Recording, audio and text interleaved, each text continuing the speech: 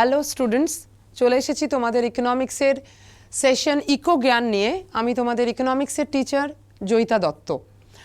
অন্যান্য দিনের মতো আজকেও আমরা ইকোনমিক্সের একটা খুব ইম্পর্ট্যান্ট টপিক নিয়ে আলোচনা করব, যে টপিকটা আমাদের ন্যাশনাল লেভেলের এবং স্টেট লেভেলের পরীক্ষাগুলোর জন্য যথেষ্ট গুরুত্বপূর্ণ। তো সেইটারই পরিপ্রেক্ষিতে আজকে আমাদের এই ইন্ডিয়ান ইকোনমির ইকো জ্ঞান সেশনেতে কি আছে চলো একবার দেখে নিই। আজকে আমরা আলোচনা করতে চলেছি মেনলি যে বিষয়টা নিয়ে, সেটা হলো ফিসকাল পলিসি। আশা করি ফিসকাল পলিসি কথাটা যারা কম্পিটিটিভ এক্সামের জন্য পড়াশোনা করছো, যারা চ্যাপ্টার ধরে ধরে ইকোনমিক্স পড়ছো, তারা অনেকেই এই ফিসকাল পলিসি কথাটা সম্বন্ধে একটা ধারণা করতে পেরেছো। ফিসকাল পলিসি কথাটা এমনিতে পপুলার হলেও কিন্তু অনেকেই আমরা মানে বুঝতে পারি না যে কথাটার মানে কি। তো আজকে আমরা সেটাই শিখব যে ফিসকাল পলিসি ব্যাপারটাকে একটু ভালো করে বোঝা, এবং ফিসকাল পলিসি রিলেটেড কতগুলো ছোট ছোট টার্মিনোলজি যেগুলো বিভিন্ন পরীক্ষাতে বিভিন্ন সময়তে জিজ্ঞাসা করেছে, কনসেপচুয়াল কতগুলো আইডিয়া সেগুলো। আর আমরা এই ফিসকাল পলিসি রিলেটেড কতগুলো খুব ইন্টারেস্টিং ফান ফ্যাক্টস, যেগুলো কিছু মজাদার ইনফরমেশনস এবং পরীক্ষার জন্য ইম্পর্টেন্ট মাল্টিপল চয়েস কোয়েশ্চেন্স, সেইগুলো একটুখানি দেখে নেব। তো তাহলে চলো আজকে আমরা প্রথমে শুরু করি ফিসকাল পলিসির ওপরে একটা বেসিক আন্ডারস্ট্যান্ডিং দিয়ে। প্রথমে চলো আমরা কথা বলি ফিসকাল পলিসি বলতে কি বোঝায়। আমি প্রথমেই বলি এই ফিসকাল পলিসিতে ফিসকাল কথাটা আমরা যদি বাংলায় বলি, তাহলে বাংলায় এটাকে আমরা বলে থাকি রাজস্ব। অর্থাৎ কোনো একটা দেশের সরকার যখন সেই সরকারি শাসন ব্যবস্থাকে পরিচালনা করার জন্য একটা নীতি প্রণয়ন করে, তখন সেই নীতি প্রণয়ন করার পরিপ্রেক্ষিতে যে পলিসি সরকার নেয়, তখন সেটাকে আমরা রাজস্ব নীতি বলে থাকি। এই রাজস্ব নীতিরই ইংরাজি হলো ফিসকাল পলিসি। তার মানে স্বাভাবিকভাবেই বুঝতে পারছো যে সরকার কোনো একটা দেশের অর্থব্যবস্থাকে পরিচালনা করার জন্য কোথা থেকে টাকা জোগাড় করছে, কোন কোন সোর্স থেকে টাকাকে ইনকাম করছে, এবং একইভাবে সেই টাকাগুলোকে কোন কোন কাজে লাগাচ্ছে, সেটা দেশের ইকোনমিক ডেভেলপমেন্টের জন্য হোক, দেশের সাধারণ মানুষের জন্য হোক, এই কাজে লাগানোর জায়গাটা এবং টাকাটাকে জোগাড় করার জায়গাটা, এই বিষয়টাকে আমরা আলোচনা করি ফিসকাল পলিসির মধ্যে। সেই জন্য দেখো এখানে আমরা কি বলেছি ডেফিনেশনে, বলেছি fiscal policy refers to how government spends money, অর্থাৎ সরকার টাকাটাকে খরচ কিভাবে করে, and how it receives money, অর্থাৎ গভর্নমেন্ট টাকাটাকে পায় কোথা থেকে, হোয়াট ইজ দ্য সোর্স। এই যে প্রসেসটা, সেই প্রসেসটাকে আমরা বলছি ফিসকাল পলিসি। এবার গভর্নমেন্ট টাকাটাকে কিভাবে কালেক্ট করে, এগুলোর কতগুলো প্রসেস দেখো বলা রয়েছে। যেমন একটা খুব বেসিক এবং স্ট্যান্ডার্ড মেথড, গভর্নমেন্ট কোথা থেকে টাকা রোজগার করে, ট্যাক্স থেকে। গভর্নমেন্টের কাজই হচ্ছে বিভিন্ন জায়গাতে কোনো লোকের ইনকামে, কোনো কোম্পানির ইনকামে, কোনো কোম্পানির প্রফিটে ট্যাক্স বসানো।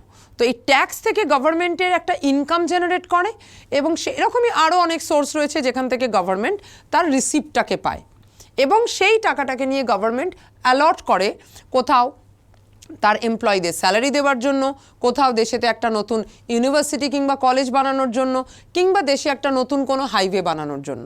তাহলে গভর্নমেন্ট টাকাটাকে কোথা থেকে জোগাড় করছে, ট্যাক্সের মতো সিস্টেম থেকে, বা টাকাটাকে কোথায় গিয়ে খরচা করছে, অর্থাৎ ডেভেলপমেন্টাল এক্সপেন্ডিচারে, এইটার যে একটা পুরো রেকর্ড, এই রেকর্ডটাকে আমরা বলি ফিসকাল পলিসি।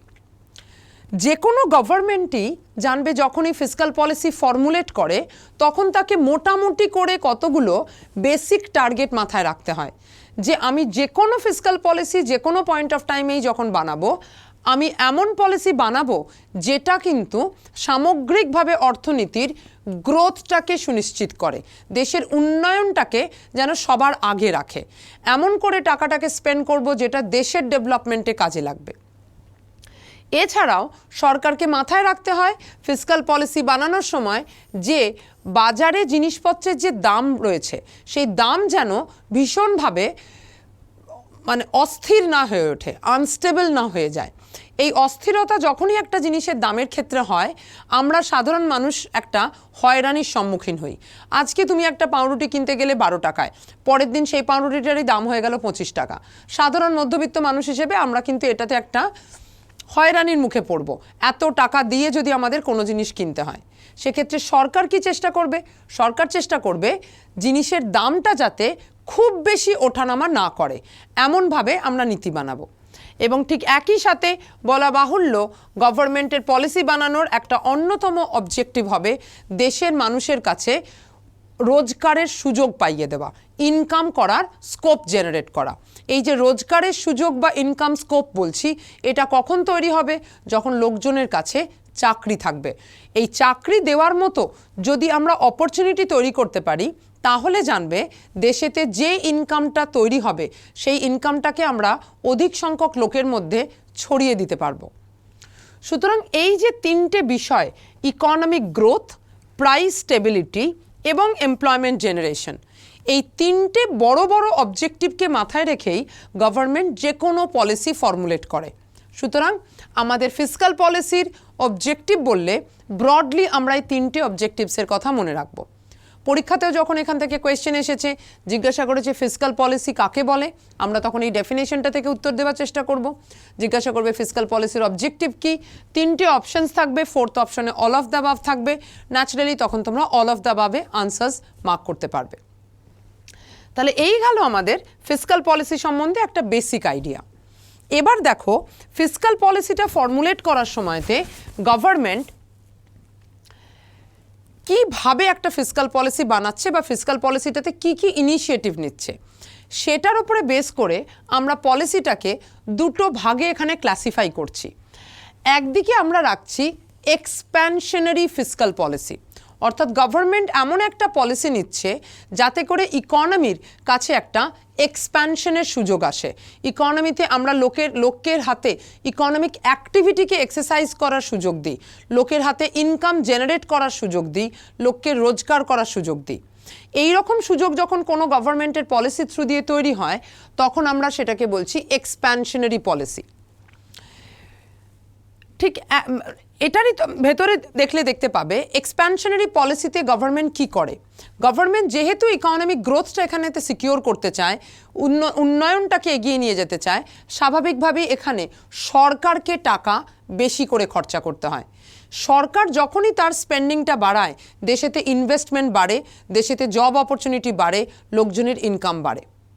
ঠিক একইভাবে গভর্নমেন্ট স্পেন্ডিংটাকে এখানেতে ইনক্রিজ করার সাথে সাথে এখানে দেখো বলা হচ্ছে যে গভর্নমেন্ট কিন্তু ট্যাক্স রেট যেটা সেটাকে ডিক্রিজ করাতে চাইবে। কেন? তার কারণ সাধারণ মানুষের ওপরে সরকার যত কর বা ট্যাক্স চাপাতে থাকবে, তোমার আমার আয় বা ইনকাম কমতে থাকবে। তোমার আমার ইনকাম বা আয় কমে গেলে ন্যাচারালি আমরা জিনিসপত্র কেনার ক্রয় ক্ষমতা হারাবো। আমাদের ক্রয় ক্ষমতা যদি কমে যায়, তাহলে আমরা কিন্তু জিনিস কেনার জন্য চাহিদাও কমিয়ে দেবো। সুতরাং চাহিদা কমালে দেখা যাবে যোগান কমছে, যোগান কমলে দেখা যাবে যে উৎপাদনশীলতা কমছে। এক্সপ্যানশনারি ফিসকাল পলিসির উদ্দেশ্য হচ্ছে ইকোনমির এক্সপ্যান্ড করানো, ইকোনমিকে গ্রো করানো। ইকোনমিকে গ্রো করাতে গেলে প্রোডাকশনটাকে বাড়াতে হবে। প্রোডাকশনের জন্য দরকার সাপ্লাই।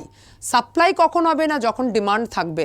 ডিমান্ড কখন থাকবে না? যখন লোকের কেনার ক্ষমতা থাকবে। কেনার ক্ষমতা কখন তৈরি হবে? যখন সরকার কম ট্যাক্স নেবে।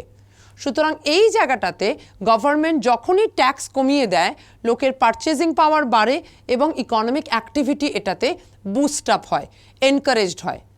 সুতরাং এই দুটো কথা আমাদের একদম পরিষ্কার করে মনে রাখতে হবে যে এক্সপ্যানশনারি ফিসকাল পলিসি কথাটার অর্থ কী, বা এক্সপ্যানশনারি ফিসকাল পলিসি কখন নেওয়া হয়ে থাকে।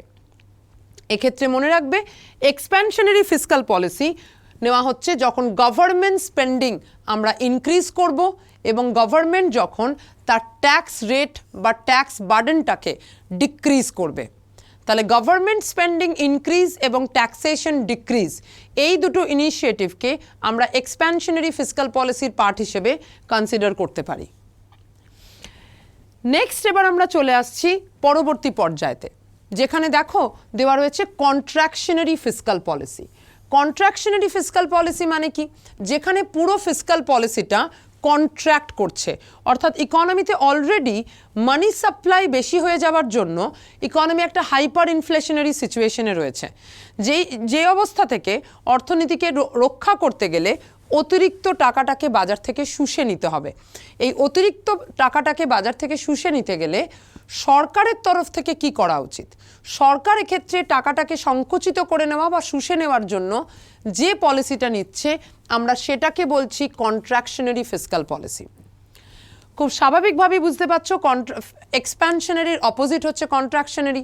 So naturally expansionary fiscal policy আমি যখন বোঝালাম তখন যে যে স্টেপ দুটোর কথা বললাম ঠিক এর অপোজিট স্টেপ দুটো এক্সারসাইজ হবে কন্ট্রাকশনারি ফিসকাল পলিসিতে।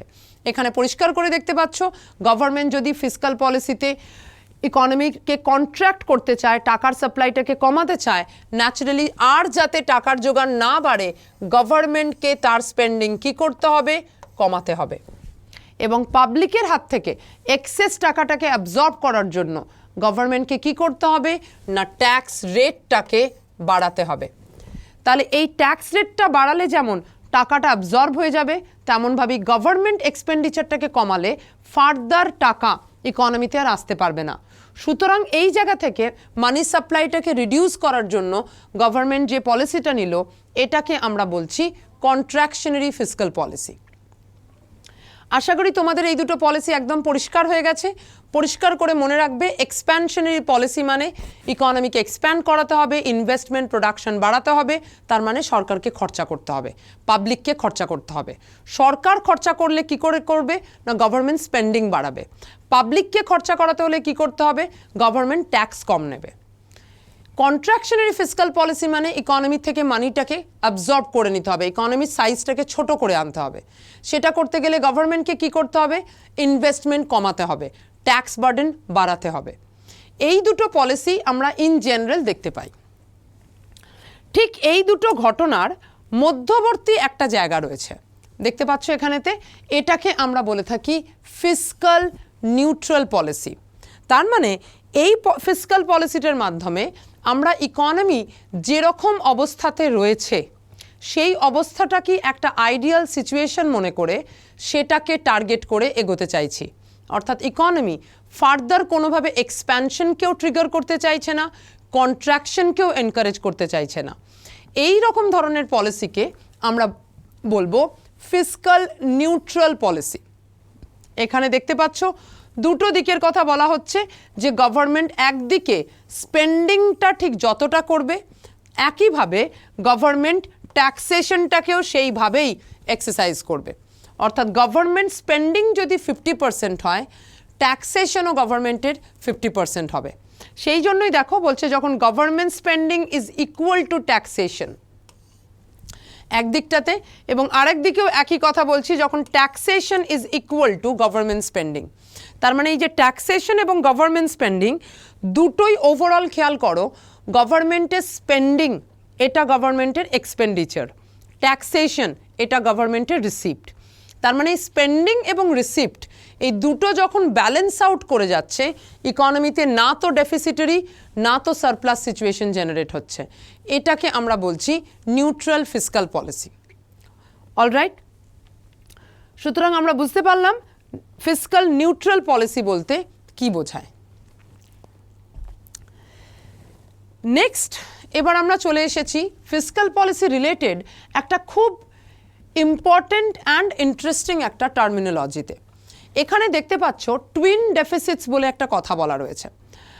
বাজেট বা ফিসকাল পলিসি যখন আমরা পড়েছি সেখানেতে আমরা মাঝে মাঝেই খেয়াল করলে দেখতে পাবে এই বাজেট ডেফিসিট এটার সম্পর্কে আলোচনা করেছি।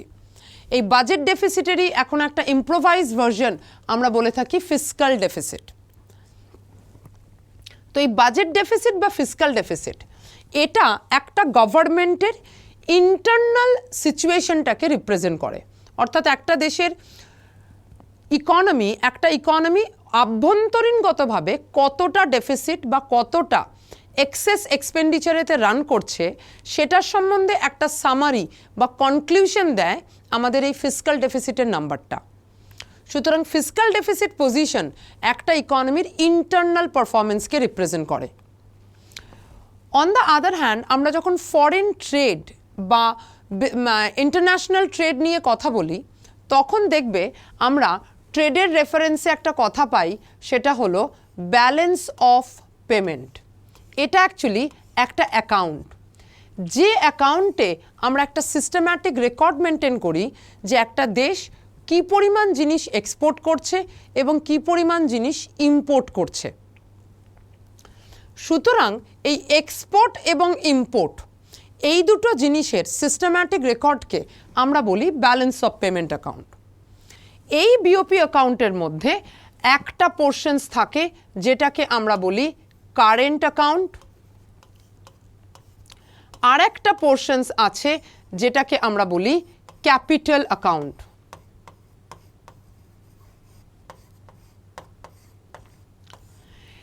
এই যে কারেন্ট অ্যাকাউন্ট এটা অ্যাকচুয়ালি একটা ইকোনমির ট্রেড পারফরমেন্সকে রিপ্রেজেন্ট করে, মানে কি পরিমাণ গুডস আমরা এক্সপোর্ট করলাম, কি পরিমাণ গুডস আমরা বাইরে থেকে ইম্পোর্ট করলাম, কি পরিমাণ সার্ভিস আমরা এক্সপোর্ট করছি, কি পরিমাণ সার্ভিস আমরা ইম্পোর্ট করছি।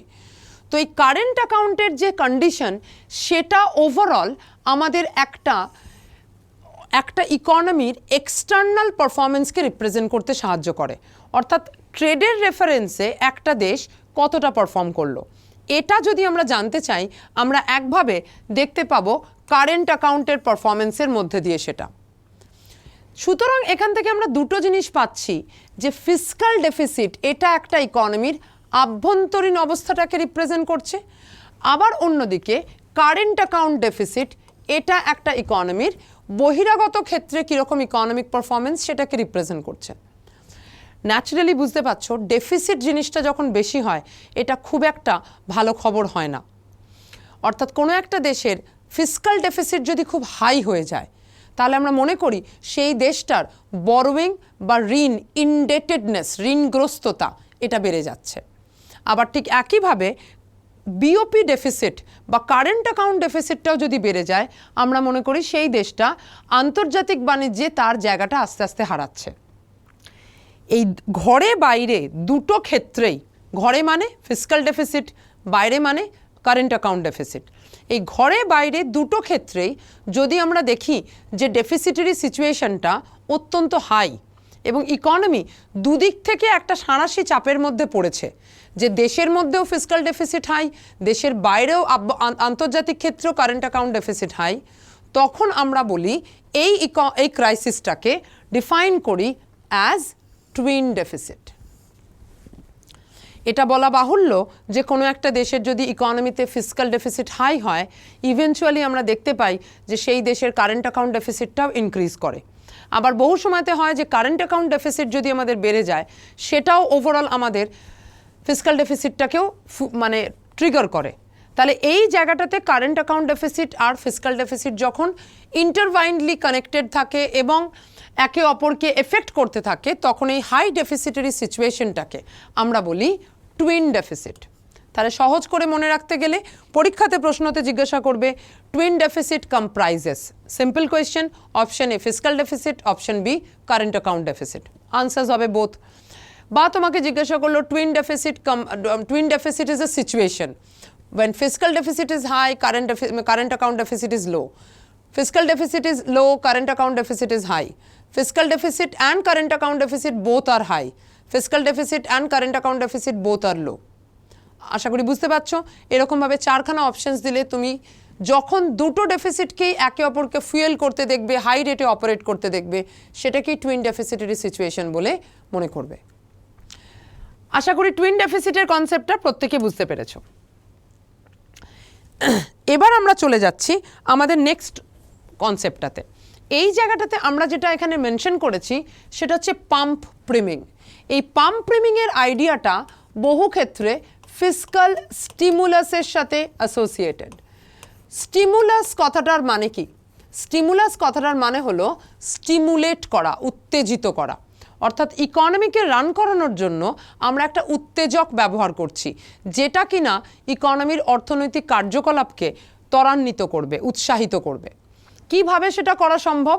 সহজ কথাতে যদি এক কথায় উত্তর দিই, এটার উত্তর হলো ডেফিসিট ফাইন্যান্সিং। গভর্নমেন্ট যখন বাজেটেতে ফিসকাল ডেফিসিট এক্সপিরিয়েন্স করে সেই ডেফিসিটটাকে ফাইন্যান্স করার জন্য গভর্নমেন্ট যে মেথড ফলো করে আমরা সেটাকে বলি ডেফিসিট ফাইন্যান্সিং। তা এই ডেফিসিট ফাইন্যান্সিং যখনই করা হয় তখন একটা বড় অ্যামাউন্টের টাকা গভর্নমেন্টকে বড় করতে হয় অ্যাজ আ পাবলিক বরোয়িং। এই বরোইংয়ের টাকাটা গভর্নমেন্ট যখন ইকোনমিতে স্পেন্ড করে তখন সেই স্পেন্ডিং ওভারঅল ইকোনমি প্রোডাক্টিভিটিটাকে বাড়ায় এবং ইকোনমিকে নতুন করে রিভাইভ করতে সাহায্য করে। এই যে একটু আগেই আমরা এক্সপ্যানশনারি ফিসক্যাল পলিসির কথা বললাম, ইকোনমির প্রোডাক্টিভিটি বাড়ানোর কথা বললাম, এই যে গভর্নমেন্টের স্পেন্ডিং বাড়ানোর কথা বললাম, এটা করতে গেলে কি করতে হবে? ইকোনমিতে টাকার যোগান বাড়াতে হবে। এই টাকার যোগানটাকে আমরা মূলত এখানে কিভাবে বাড়াচ্ছি? না, ডেফিসিট ফাইন্যান্সিংয়ের মাধ্যমে। তাহলে এই ডেফিসিট ফাইন্যান্সিং যখন ইকোনমির প্রোডাক্টিভিটি বাড়ানোর ক্ষেত্রে একটা উত্তেজকের ভূমিকা বা স্টিমুলেটরের ভূমিকা নিচ্ছে, এই ঘটনাটাকে আমরা বলছি ফিসক্যাল স্টিমুলাস বা পাম্প-প্রিমিং।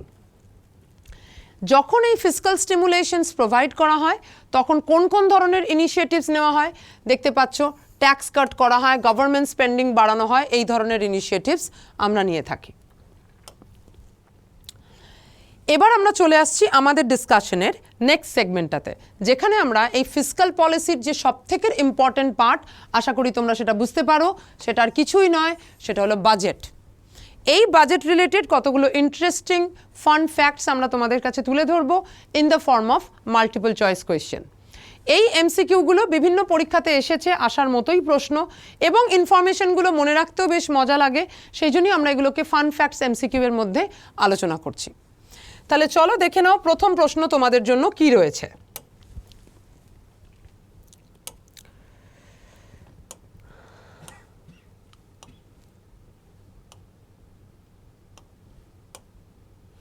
চলো প্রথম প্রশ্ন দেখো, এখানে দেওয়া রয়েছে which finance minister announced maximum number of budget? সবথেকে বেশিবার বাজেট কোন ফাইন্যান্স মিনিস্টার পাবলিশ করেছেন? এটা তো আমরা সবাই জানি যে বাজেট আমাদের দেশে ফাইন্যান্স মিনিস্টারই পড়েন। ফাইন্যান্স মিনিস্টারের অনুপস্থিতিতে প্রাইম মিনিস্টার এই বাজেট পড়তে পারেন, অথবা প্রাইম মিনিস্টার কোনো একজন ক্যাবিনেট মিনিস্টারকে নমিনেট করতে পারেন বাজেট পড়ার জন্য। তো এখানে আমাদের প্রশ্ন হচ্ছে কোন ফাইন্যান্স মিনিস্টার সবথেকে বেশিবার বাজেট পড়েছেন? অপশনস এখানে দেখতে পাচ্ছ, মনমোহন সিং, পি চিদম্বরম, মোরারজি দেশাই, অরুণ জেটলি। চারজনের নাম রয়েছে এবং এই চারজনের মধ্যে কে প্রথম সবথেকে বেশিবার বাজেট পড়েছে? এই প্রসঙ্গে আমি বলে রাখি, যার কথা আমরা এখানে বলতে চাইছি আনসার হিসেবে, তিনি এখনো পর্যন্ত 10 বার বাজেট পড়েছেন। তিনি আর কেউ নন, তিনি হলেন মোরারজি দেশাই। মোরারজি দেশাই ভারতবর্ষের প্রথম নন কংগ্রেস প্রাইম মিনিস্টার হিসেবে অ্যাপয়েন্টেড ছিলেন, কিন্তু উনি যখন ফাইন্যান্স মিনিস্টার হিসেবে কাজ করেছেন, longest period he served under the prime ministership of Indira Gandhi. So এই মোরারজি দেশাইয়ের ফাইন্যান্স মিনিস্ট্রির সময়তেই আমরা দেখতে পেয়েছি 10 বার মোরারজি দেশাই বাজেট ঘোষণা করেছেন। এবং এক্ষেত্রে বলে রাখি, পি চিদম্বরম, যিনি আরেকজন কংগ্রেসেরই ফাইন্যান্স মিনিস্টার হিসেবে বহুবার পাওয়ারে থেকেছেন, তিনি এখনো পর্যন্ত 9 বার বাজেট ঘোষণা করেছেন, 9 টাইমস। অলরাইট, চলে যাই এবার আমাদের পরবর্তী কোয়েশ্চেনটাতে, যেখানে বলছে which minister first announced paperless budget? Paperless budget কথাটার মানে কি? সহজ কথায়, এই বাজেটটা কোনো পেপারেতে প্রিন্ট করা হয়নি। এই বাজেটটা একটা ট্যাবের থ্রু দিয়েই লোকসভাতে ফাইন্যান্স মিনিস্টার প্রেজেন্ট করেছিলেন। এটা করার মূল কারণ হচ্ছে কোভিড সিচুয়েশনে যাতে করে কন্টামিনেশন না বাড়ে, যাতে করে ওই সময়টাতে আমরা কিছু প্রিকশনারি মেজার্স নিতে পারি। কোভিড সিচুয়েশনের কথা মাথায় রেখেই ইন্ডিয়াতে প্রথম পেপারলেস বাজেট বা ডিজিটাল বাজেট অ্যানাউন্স হয়েছিল, এবং সেক্ষেত্রে তোমরা বুঝতেই পারছ কোভিড সিচুয়েশনেতে আমাদের যিনি ফাইন্যান্স মিনিস্টার ছিলেন তিনি আর কেউ নন, নির্মলা সীতারামন। তো এই নির্মলা সীতারামনের ফাইন্যান্স মিনিস্টারশিপের সময়তেই আমরা এই পেপারলেস বাজেট অ্যানাউন্স হতে দেখেছি। অলরাইট, নেক্সট এবার আমরা এখানে দেখতে পাচ্ছি, দেখো বলছে which finance minister announced millennium budget? Millennium budget মানেটা কি? খুব সহজ, মিলেনিয়াম ইয়ার মনে পড়ে, Y2K ছোটবেলায় দেখেছিলে। এই যে Y2K, এটা কোন বছরটা ছিল? 2000 সাল। অর্থাৎ এই 2000-2001 এই ফাইন্যান্সিয়াল ইয়ারের বাজেটটা কোন বাজেটটাকে আমরা বলছি মিলেনিয়াম বাজেট। মিলেনিয়াম ইয়ারের জন্য যে বাজেট ঘোষণা হয়েছে, সুতরাং এই বাজেটটা কোন ফাইন্যান্স মিনিস্টার ঘোষণা করেছেন সেটা এখানে জিজ্ঞাসা করা হচ্ছে। সেক্ষেত্রে আনসার হয়ে যাবে, দেখতে পাচ্ছ, যশবন্ত সিনহা। যশবন্ত সিনহা এমনিতেও খুবই একজন রিনাউন্ড একজন ফাইন্যান্স মিনিস্টার। এনারই উদ্যোগে আমাদের দেশে বাজেট এখন সকালবেলায় 11টার সময় পড়া হয়। আগে একটা সময় ছিল যখন ব্রিটিশ প্র্যাকটিস ফলো করে আমরা আমাদের দেশে বাজেট পড়া হতো সারা দিন গড়িয়ে যাবার পরে বিকেল 5টার সময়। তো পরবর্তীকালে এই যশবন্ত সিনহাই এই প্র্যাকটিসটাকে চেঞ্জ করে সকাল 11টাতে বাজেট পড়া শুরু করেছিলেন। নেক্সট এবার আমরা এখানে দেখতে পাচ্ছি পরবর্তী কোয়েশ্চেন, বলছি who recommended the merger of rail budget. এখন যখন বাজেট অ্যানাউন্স হয় তোমরা কেউ দেখেছো রেল বাজেট কখনো আলাদা করে অ্যানাউন্স হতে? না। কিন্তু একটা সময় ছিল যখন আমরা দেখতে পেতাম পার্লামেন্টে ফাইন্যান্স মিনিস্টার বাজেট পড়ার দিন 10-15 আগে রেল মিনিস্টার লোকসভাতে এসে রেলের জন্য একটা আলাদা বাজেট পেশ করতেন। রেল মিনিস্টার সে সময় যেমন থেকেছেন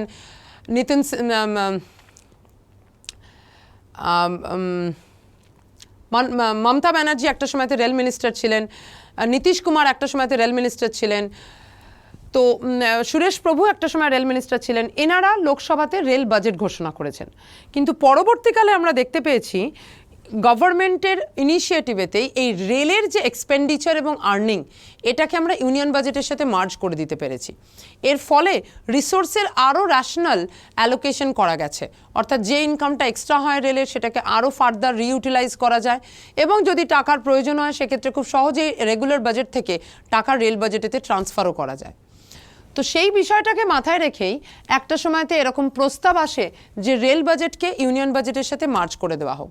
হ্যাঁ, এখন যখন ইউনিয়ন বাজেট ঘোষণা হয় তখন কিন্তু রেলের জন্য একটা আলাদা অ্যালোকেশন থাকে।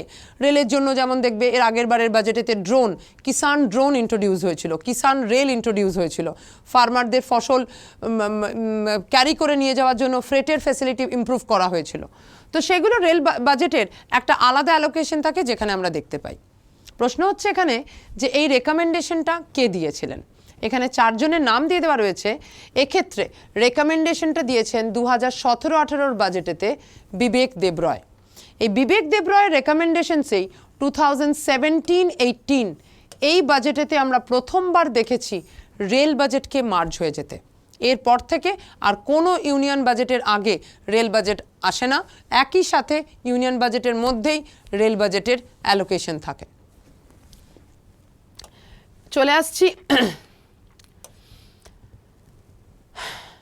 আচ্ছা, এখানে ছবি দুটোতে তোমরা দেখতেই পাচ্ছ, একদিকে বিবেক দেবরয়ের ছবি রয়েছে আর একদিকে আমাদের সেই সময়কার ফাইন্যান্স মিনিস্টার অরুণ জেটলির ছবি রয়েছে। রেল বাজেটের রেফারেন্সে এখানেতে কোয়েশ্চেনটা আরেকটু উল্টোভাবে দেওয়া যেত যে যখন রেল বাজেট মার্জ হয়েছে who was the finance minister at that time we had our finance minister Arun Jaitley.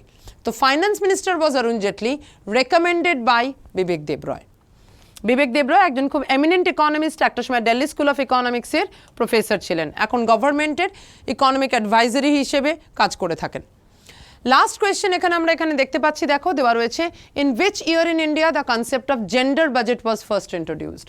Gender budget মানে হচ্ছে একটা সোসাইটিতে কোনো পার্টিকুলার জেন্ডার যদি সোশিও ইকোনমিক্যালি ব্যাকওয়ার্ড হয় তাহলে তাদের এম্পাওয়ারমেন্টের জন্য গভর্নমেন্ট বাজেটে একটা সেপারেট অ্যালোকেশন করে। এই অ্যালোকেশনটাকে আমরা জেন্ডার বাজেট বলি। মনে রাখবে জেন্ডার বাজেট কোনো সেপারেট বাজেট নয়, এক্সিস্টিং বাজেটেতেই জেন্ডার স্পেসিফিক সেপারেট অ্যালোকেশনকে আমরা জেন্ডার বাজেট হিসেবে আইডেন্টিফাই করি। এটা আমরা এক্ষেত্রে অ্যানাউন্স হতে দেখেছি কবে? এই বাজেটটা আমরা মানে জেন্ডার বাজেট আর কি আমরা অ্যানাউন্স হতে দেখলাম 2005-06 বাজেটেতে। সুতরাং 2005-06 বাজেটেতে পি চিদম্বরম এই কনসেপ্টটা প্রথম নেন এবং জেন্ডার বাজেটের কনসেপ্টটাকে ইন্ট্রোডিউস করেন। তাহলে এই কোয়েশ্চেন্সগুলো বুঝতে পারছো, budget related question, budget related কতগুলো ইন্টারেস্টিং ফ্যাক্ট, এগুলো তোমরা একটুখানি প্রত্যেকে বারবার করে দেখলে একটা রিভিশন হয়ে যাবে এবং প্রত্যেকের একটু প্র্যাকটিসও হয়ে যাবে। আশা করি আজকে যে জিনিসগুলো আলোচনা করেছি তোমাদের এগুলো ভবিষ্যতে পরীক্ষা প্রিপারেশনের জন্য কাজে লাগবে। সবাইকে ধন্যবাদ, প্রত্যেকে পড়াশোনা করো, ভালো থাকো।